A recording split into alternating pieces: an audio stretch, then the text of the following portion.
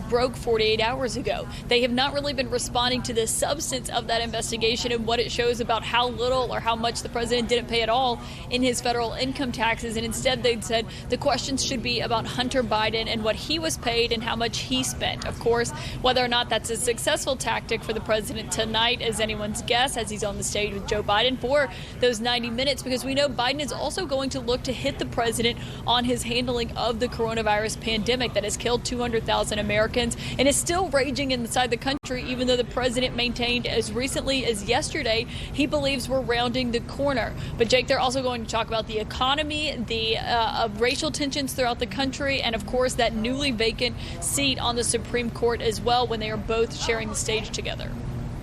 President Trump, he does emphasize this idea of distraction and deflection, as you know, Caitlin. In 2016, Trump invited a number of women who had accused Bill Clinton of various things, rape, sexual assault, et cetera, to the debate in Missouri. Are they going to attempt a similar stunt this year? It seems like they might be trying to. You saw what Jason Miller, a top Trump campaign aide, tweeted last night, saying that the guest list should be interesting tonight. We just heard from the chief of staff, Mark Meadows, as they were boarding Air Force One to come here, where he told reporters they had received 20 tickets for their guests. Joe Biden received 20 tickets for his guest as well. And we know that the Trump family is coming. His children, First Lady Melania Trump, their spouses, that crew will be coming. But it's still an open question who else they're going to invite. And of course, that's another point of deflection that the president has tried to use, because when he invited those Clinton accusers to the debate in the 2016 cycle, that was right after the Access Hollywood tape had published, and they knew that was going to be a big topic at the debate. So they tried to turn it around on Hillary Clinton, throw her off her game, and it seems like they may be trying to repeat that tactic again here in Cleveland tonight. All right, Kaitlan Collins, thanks so much. Here to discuss, CNN's Jeff Zeleny and Laura Barone Lopez of Politico. Jeff, let's start with you. The Trump campaign is urging Republican members of Congress to not underestimate Biden's abilities in the debate. They point out that he has decades of practice. He is, quote, very well rested and prepared. But, Jeff, frankly, the Trump team, including President Trump and his family members, they've been calling Joe Biden senile for months and months and months. They're the ones that have set the bar so low.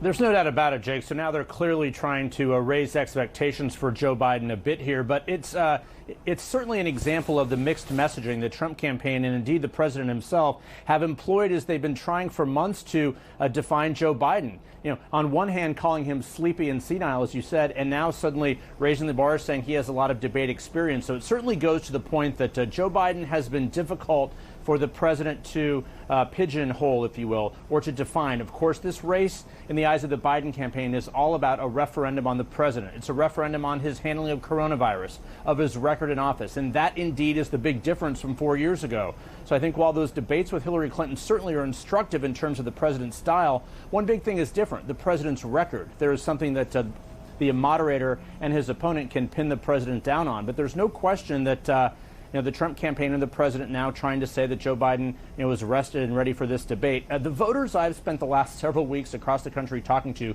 who are still undecided are trying to see what type of Democrat Joe Biden is. If he is indeed someone who's perhaps a bit out of step with the mainstream, if he's leftward leaning or if he's not. So that is something that Joe Biden is going to be showing first and foremost. But Jake, I am told by talking to advisors to the Biden campaign that he first and foremost is going to be trying to exhibit calm and unification, that he is someone who can sort of bring a unity to this country that has not existed under the Trump administration, rather than any specific policy proposals he'll be addressing tonight. And Laura, we're told President Trump did less than 2 hours of preparation for tonight's debate. That's a startlingly short amount of time. That's right. And in comparison, Joe Biden, his campaign says that he's been prepping for days. We know that he called a number of lids early over the weekend in order to prepare for the debate.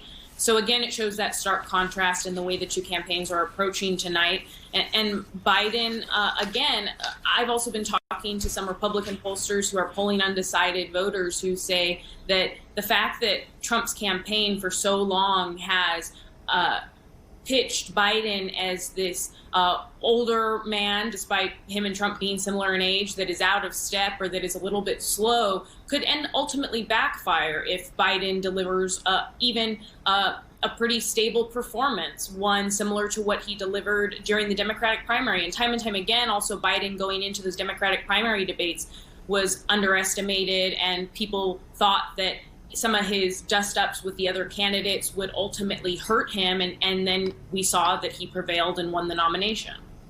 Yeah, and Jeff, I mean, Biden has had a number of debates in the Democratic primaries in which he was attacked a lot by, including his running mate, Kamala Harris, but Cory Booker, Julian Castro, et cetera.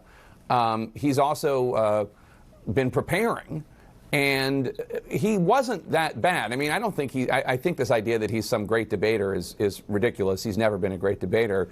But we had that one-on-one debate with him and Bernie Sanders. It was right when the coronavirus was spreading. It was the first one, no audience. It was just Sanders and Biden. And he was fine. I wonder if the Republicans are regretting setting the bar so low.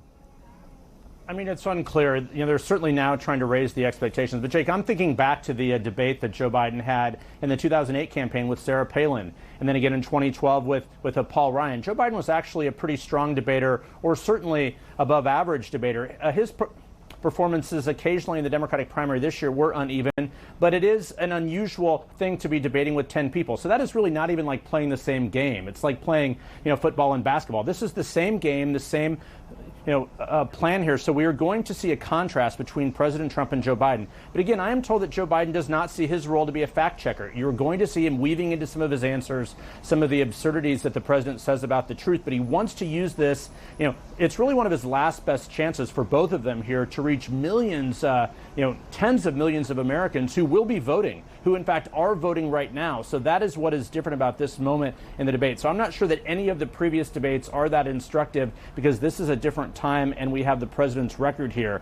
But going forward, I mean, look specifically for Joe Biden. He also has a bit of a temper, and we've seen him, go after President Trump. I can recall a couple years ago saying he would take him behind a woodshed. Right. His advisors are really have been trying to get under Joe Biden's skin, and the advisors want his answer to be to not take the bait. So we will see tonight if Joe Biden takes the bait. But the reality here is the burden is still on President Trump to try and upend this race, to try and change the, this moment in the race. And it's certainly right now Joe Biden is leading the way in many of these battleground states. It's the burden on President Trump to change this moment, if you will, Jake. And Laura, Politico, I think Ryan Lizza has a piece talking about how Trump is actually the one who is underestimated when it comes to debates, and he actually was very effective in the message he was delivering. And look, here's the other thing about Trump, is that we have no idea what he's going to do. It won't be traditional. That's probably a good, safe bet. But we're already being told that he's going to go after Joe Biden on a personal level, including going after his son, Hunter. I mean, this is a president who literally has retweeted a tweet accusing Joe Biden of being a pedophile, a false, disgusting smear that there's no evidence for whatsoever. I mean, is there any way that Joe Biden can escape, given how low Trump is obviously willing to go? I mean, Jake, yeah, there's no telling where Trump will take the debate or what he could potentially throw out there, including, like you said, false conspiracy theories. And so that's ultimately a question for Biden in terms of, does he, as Jeff said, take the bait, or does he not take the bait? Does he find a way to pivot? We found that when Biden is typically asked these questions from reporters, from others about wild claims that Trump makes, he lately so far has been saying, I'm not going to engage in that. I'm not going to play his game. And he'll also try to pivot to coronavirus, because as all the polls show on coronavirus, Biden leads Trump by double digits when voters are asked who they trust to handle the pandemic. And that appears to be a really big issue still for voters now. We're seeing cases increase in a number of states. And so I would expect that Biden would try to continually pivot, and his campaign has said that COVID is something that they want to focus on in terms of Trump's handling of the pandemic tonight and for the rest of the time between now and November 3rd. Jeff Zeleny, Laura Barone Lopez, thanks to both of you. Appreciate it.